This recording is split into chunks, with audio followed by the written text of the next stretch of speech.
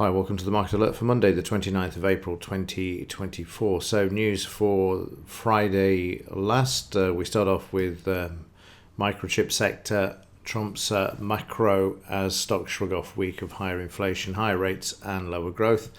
Rate cut expectations tumble once more, but earnings lead stocks higher. So it's only the earnings that are bringing the markets to the upside. Relief rally after in line with March core PCE, which was released on Friday. However, we can see here that according to Reuters, major US bank inject 30 billion to rescue First Republic Bank. So I don't know who the other major US banks are, probably JP Morgan, Citibank, etc.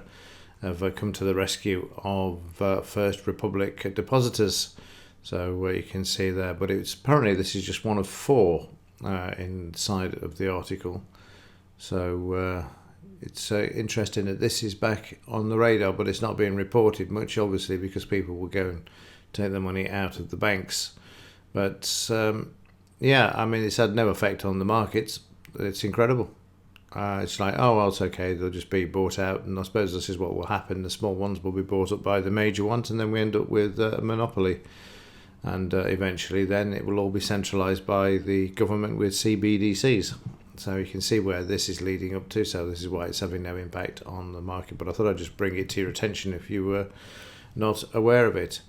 Economic news, big one this week, as I mentioned in Friday's Market Alert. Today we haven't got a lot. German and Spanish CPI there to be released today. Tomorrow we've got core flash news and a few other bits and pieces. But it gets interesting from Wednesday when we have the FOMC statement in the afternoon, and also we've got the ADP as well. I forgot about that one. So this coming week we've got both the non farm payrolls and FOMC to be released. So non farm payrolls out on Friday, but more on that as we head through the week.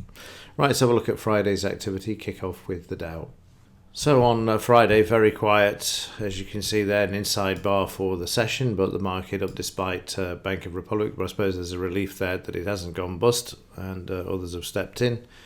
And despite the fact that there's going to be no immediate rate cuts, again, the market moving to the upside on earnings. So not a lot to report, really. You can see how quiet the market was. We then had a bit of volatility around the USM on Friday afternoon, and then the market moving to the upside there on the overnight as well. Already through Friday's high and above the DP, the close as well, and the 200 MA there.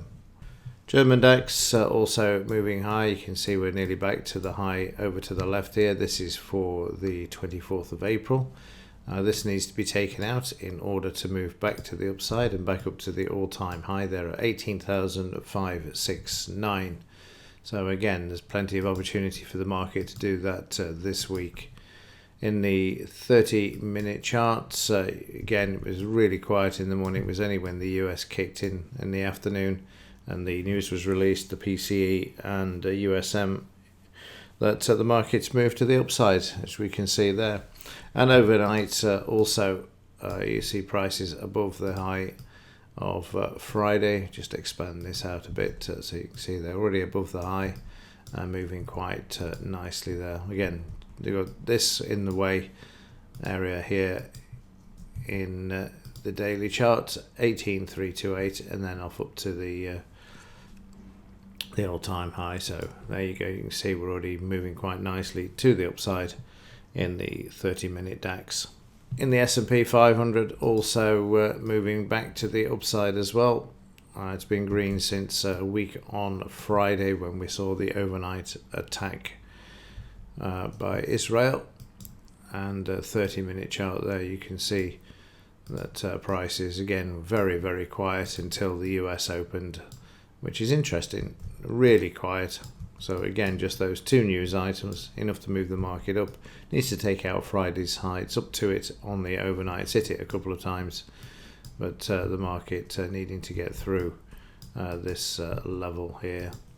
In the FT100, you can see there that we've got an all-time high again overnight, 8190, heading for the 8,200. And in the 30-minute chart, fairly quietish morning, sitting on the 50 EMA and the DP there before prices moved higher. I don't know what this is overnight, where we've had a shakeout, but the market has since recovered, and we're still through the high of Friday, and all of the averages are in the right alignment there as well. US dollar overnight is down, but up on Friday, you can see there, so putting some pressure on the metals during Friday, but down overnight. So let's have a look at those. Starting off with silver, the market still in the sideways range and trying to move back to the upside on the overnight. Friday, you can see they took advantage. As I said, all of last week, the market would be down for the metals, and it certainly was. Overnight, the market's been slammed down to the S1, but come back above the low, and now it's starting to move back to the upside, but it's finding difficulty with the DP and the 200 MA there at this time. Sorry, not the 200 MA, the 50 EMA, because it's the blue line there. Meanwhile, in gold, a bit more stable.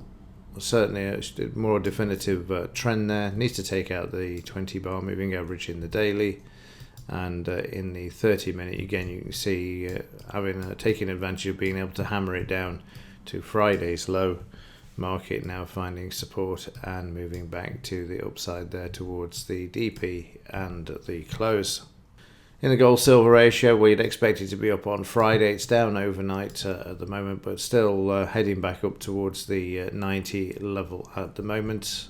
It's going to be interesting this week to see what Powell has to say on Wednesday, how the metals markets will interpret whatever nonsense he's going to be spouting, because that's all it generally is, because none of it seems to come to fruition. When he does, particularly what's known as forward guidance on what's going to happen, it never seems to pan out the way that they say it does, or that they forecast that it will. Okay, let's have a quick look at Friday's trades and what's happening overnight before we conclude. So during Friday's session, we see the market moving high in the pre-market session. No surprise there. We're starting to see this now as I'm recording this as well. Market then opened in the cash market, couldn't hold on the upside. Weakness came in and took out the long market, trading down to the 200 MA and the BRN there, the psychological level. You could expect the market to find support there because of those two crucial points, and that's exactly what happened. Market back up, and then you can see them working itself out in the morning session. Then we go all the way through, waiting for the US. We then get to the news, and sparks the market to the upside. That was the PCE news, and then the market back down to the 200 MA, and then back above the high, because that's what they want to do. We have a repetition of what we had in the morning with a potential sell signal there. That's actually, it was the other way around. This is the opposite of the morning. We had the long that was stopped out for the short, and in the afternoon we get the short stopped out in favour of the long, and then the market remained in this direction with the news, and then the market just continuing to move to the upside there into the afternoon close. So a good recovery for Friday afternoon there. Overnight, let's have a quick look, see what's happening, and you can see already the market starting to move to the upside.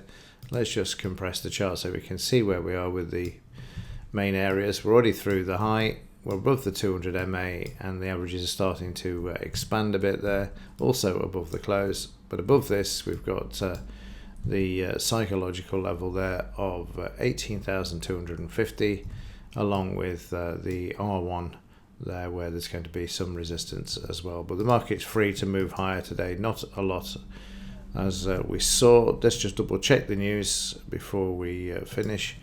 And if I remember rightly, we've just got the German CPI, which could be released today, and the Eurozone CPI. So it is a lot, actually. I thought that was tomorrow, but no, it's today. So it'll be interesting to see what happens there. Spanish and German and CPI rate there for today. Okay, that will do it for this one. Let's see how the market pans out and see if the US banks continue to fail and what impact that's going to have on the markets going forward. So with that, as ever, thanks for watching. See you in the next one.